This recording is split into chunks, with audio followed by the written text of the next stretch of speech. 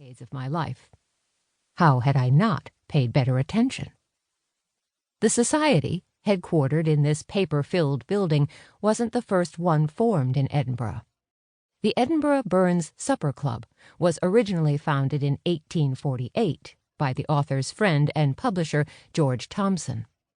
It had been suspended in 1986, but reintroduced in 2007.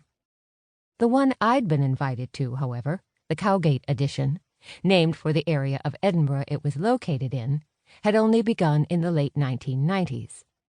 I wondered why it had formed in the first place, though the bigger mystery was why I'd been invited to be a part of the group at all.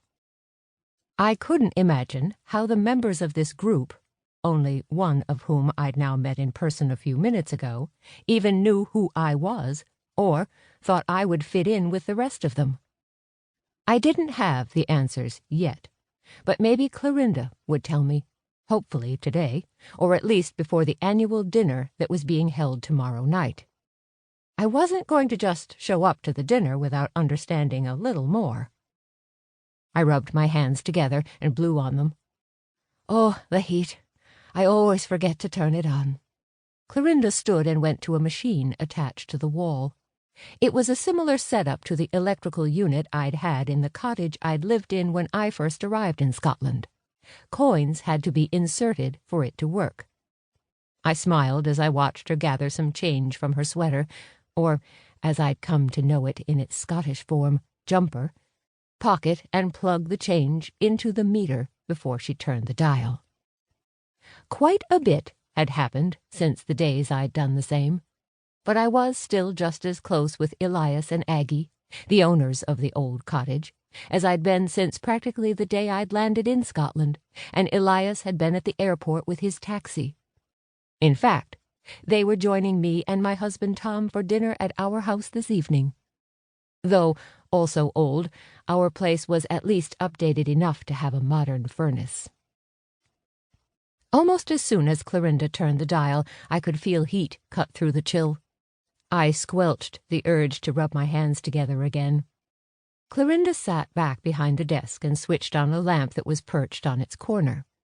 The light from the small fixture didn't illuminate so much as cast a few small shadows on the desktop and at the edge of Clorinda's face.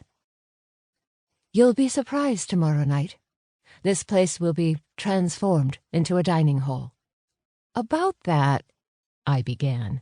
"Oh, no," she rushed in. "You're going to tell me you won't be able to attend? It's the biggest night of the year. Please say you'll be here." "It's not that exactly." Actually, it was exactly that, but she seemed nice enough, so I thought I'd ease into declining, if that's what I ended up doing. "I guess I just don't understand why I was invited to be a part of the group." It hadn't been a handwritten invitation. Clorinda had called me at the bookshop where I work, the Cracked Spine, yesterday morning. "Delaney, hello. This is Clorinda Creston, and I'm a local solicitor. But I'm also part of a fun group that's been together for a while. We celebrate Robert Burns. You've heard of him, she said, her voice ramped up to extra cheery. "Of course. Anyway, 25 January is his birthday, and we have a dinner every year. That's 2 nights from now. Please join us. Here's the address. Everyone else will be in costume, but you won't be required to this year.